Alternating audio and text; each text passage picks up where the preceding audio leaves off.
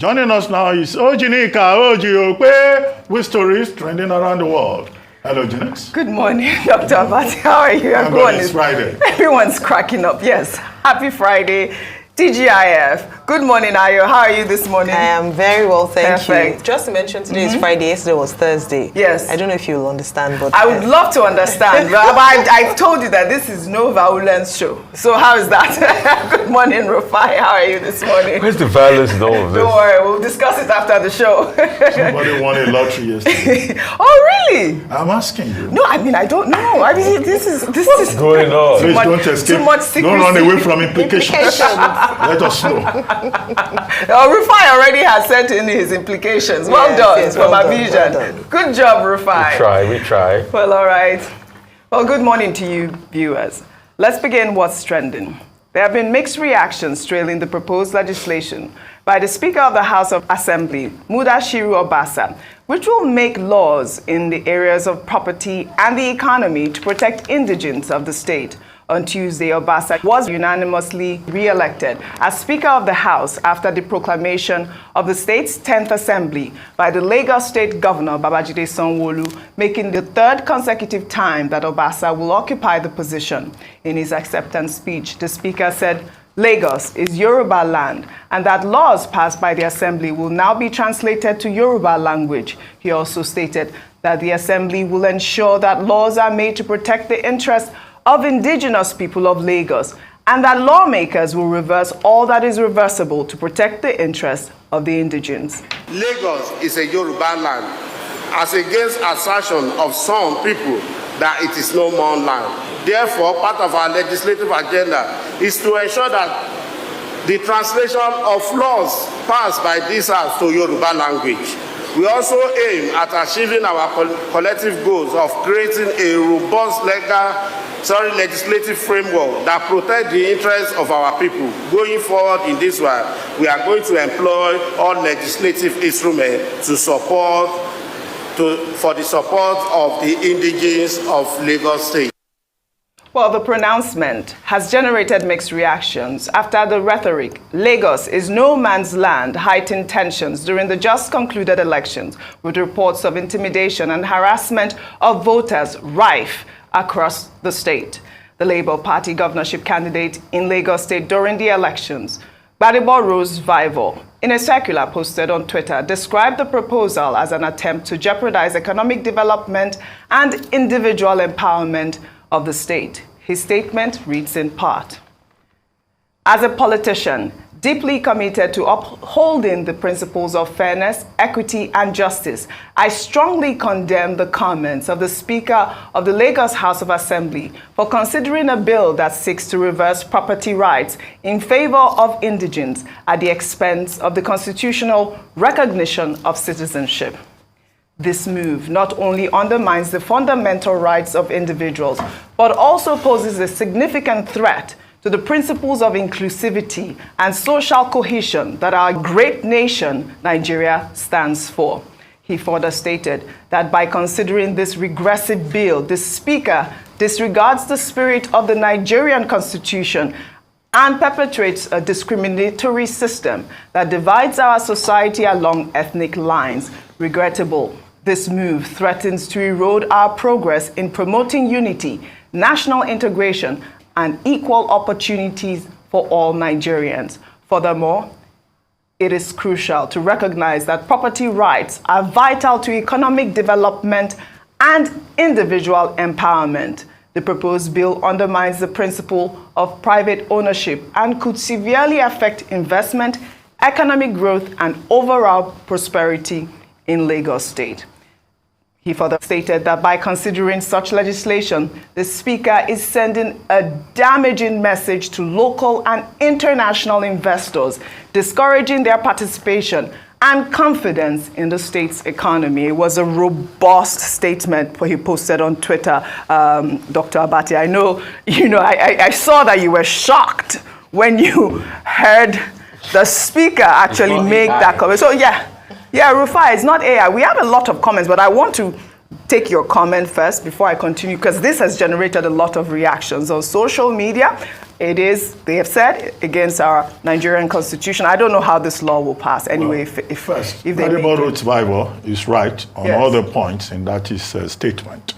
I read it. We still went on further Yes. and said, well, even while you are recognizing the rights of indigenes, the thing is for government to stop stealing people's property, to stop becoming a threat to property rights, and that, you know, this is very regressive.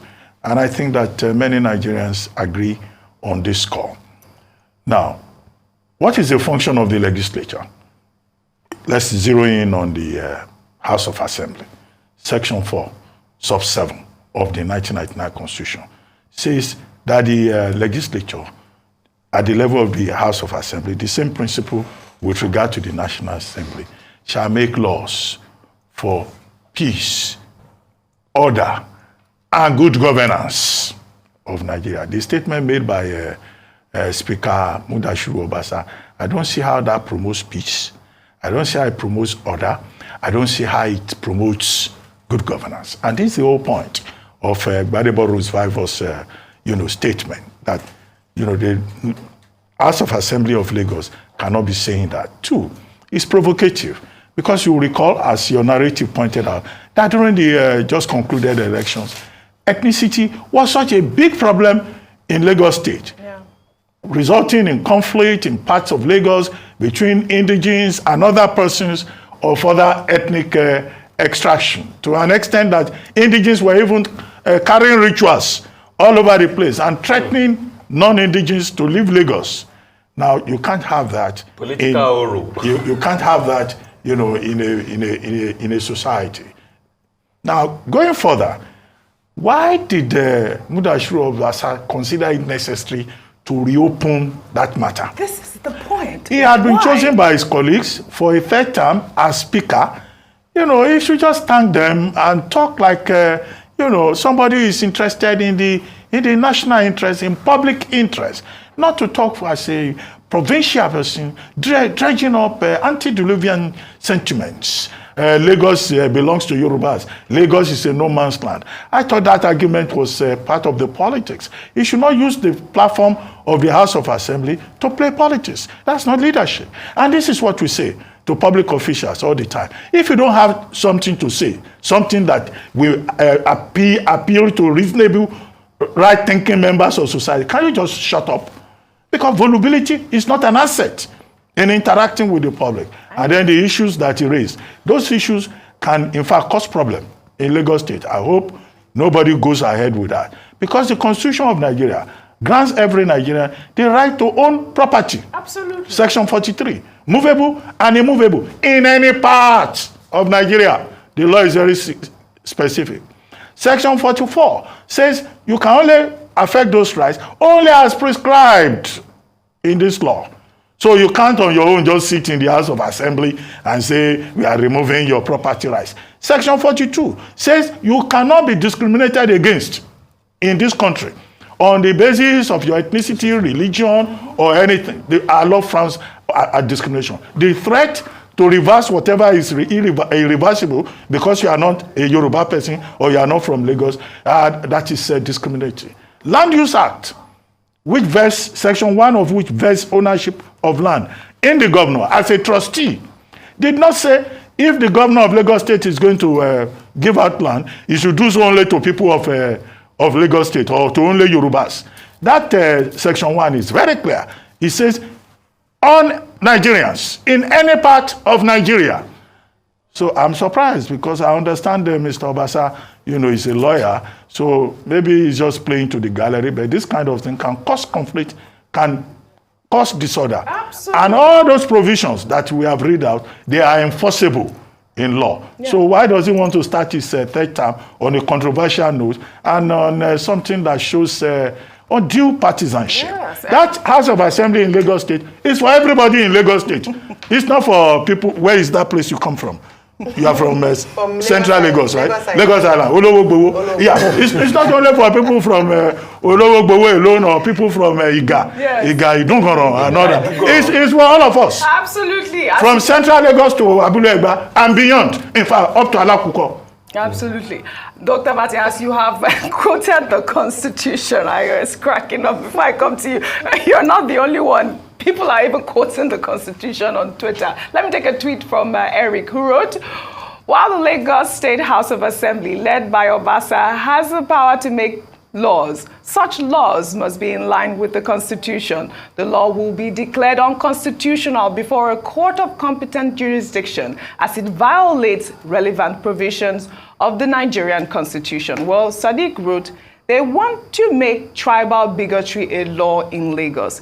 It will be against the Constitution and is another ploy to build a very tall fence between Yorubas and the people of any other tribe, instead of the Nigerian government to always preach and promote unity with intertribal marriages and more. They divide us more. I mean, this is what we are seeing here. I mean, I believe I even heard you earlier this morning, even praising the president, Bola Ahmed Tinubu, you know, with all of his speeches of unity and all of that. And we get to see this at this time of our polity. I mean, very unfortunate, really. Yes. Your comment. Well, thank you, Dr. Bati, for ending on the note of where I'm from, because I'm proudly from Lagos State, yes, from Lagos Island. You're the true Lagosian. You're not like some people. You mean you are an indigene? You are an indigene. Tell them. But some then people let's are begin not. to define an indigene, because when we look at Lagos State, it's such a cosmopolitan city, and we've had people who've settled. In fact, some people would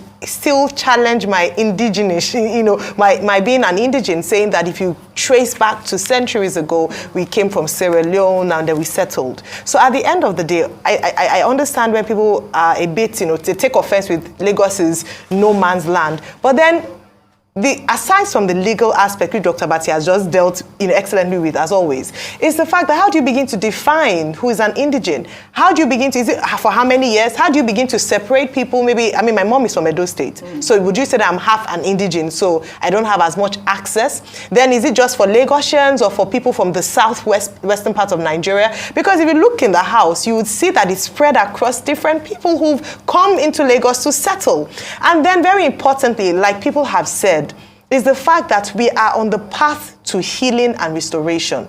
What we saw or witnessed in Lagos during the March elections is what we should never see again, is what politicians should never play to again. What we should be looking at is how to bring people together. One of the things about Lagos State as a center of excellence is the fact that people from around the world can come here and thrive and excel, and they contribute to the prosperity of Lagos State. Yes, Lagos is a no man's land, but the excellence and who built Lagos is not just indigenes. The people who've come around from around different parts of Nigeria have come in and they've invested in Lagos State to make it what it is. We must be truthful about that. All right. Rufai, I know you've made some comments on this, just really quickly so we can move on. I want to tell a story.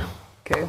And with this story, I'd like to pay tribute to Chief Shubomi Balogun. That is, I think he's been buried around this weekend. In the thick of the Civil War, a certain young Igbo architect who happens to be the first PhD holder in architecture in Nigeria had a home close to Shubomi Balogun's home. And when the war started, the Igbos had to go back. And Shubomi Balogun saw that squatters were coming into the home of this architect. And he chased away the squatters and he renovated the home. And he put somebody in there and he was collecting rent from her and keeping it for the person. He could have taken over the property because, as at that point in time, there was a war and the Igbos were being denigrated. But he kept the home.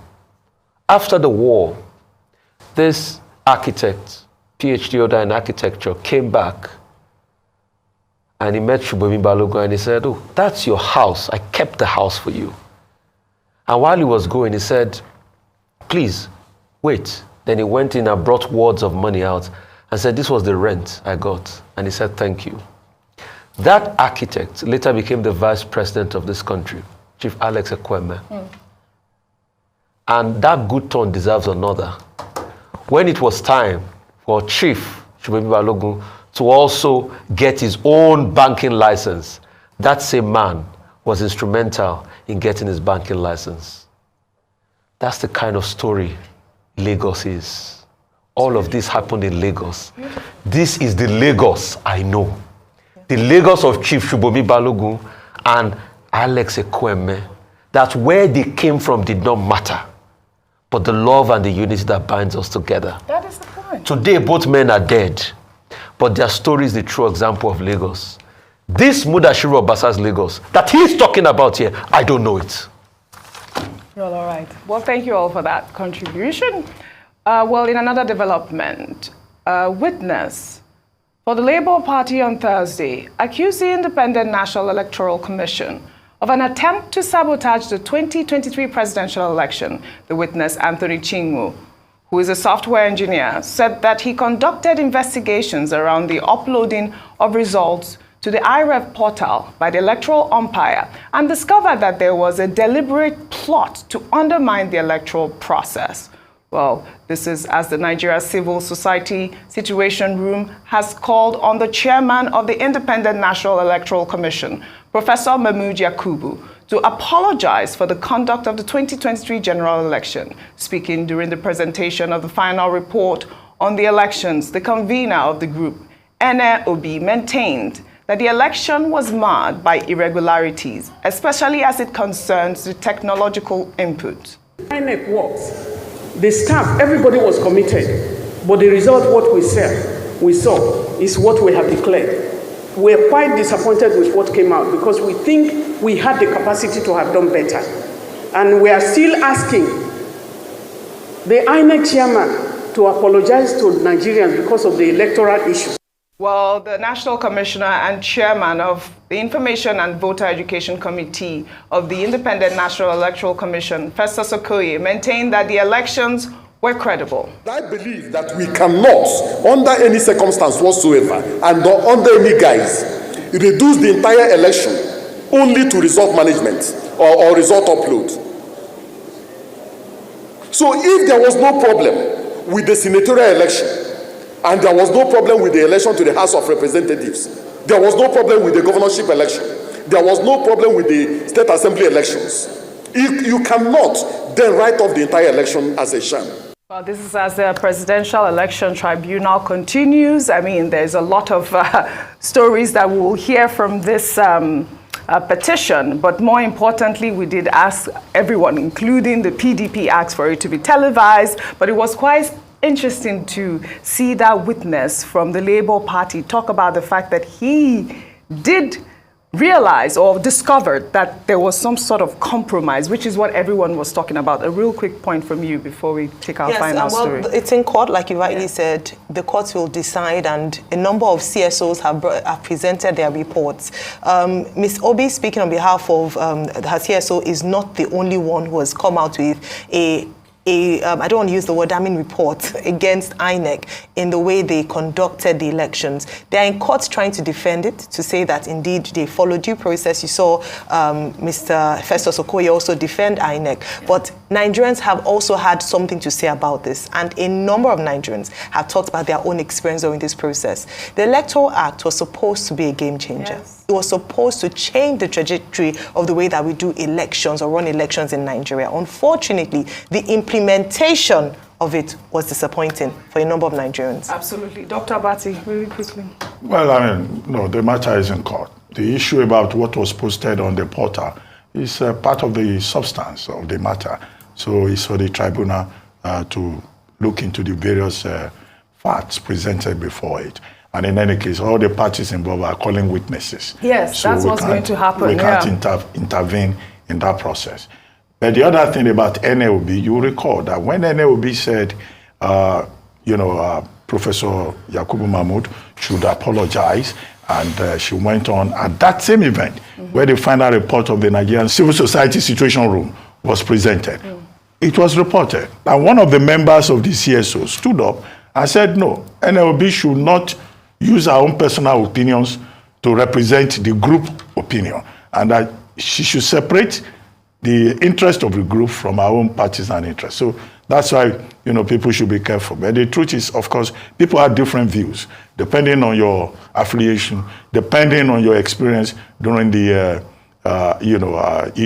elections. But just to make the point that somebody gave a dissenting opinion and said, no, you are imposing your personal opinion on the group. Yeah, that's during So the we should session. be careful who we quote, Absolutely. because there are many views to this matter. You know that INEC has maintained that the election was credible and they have refused to apologize for any discrepancies. Well, we'll take our final story. The meeting President Bola Ahmed Tinubu held with some chieftains of the People's Democratic Party, otherwise known as the G5 governors, has been causing a stir on social media.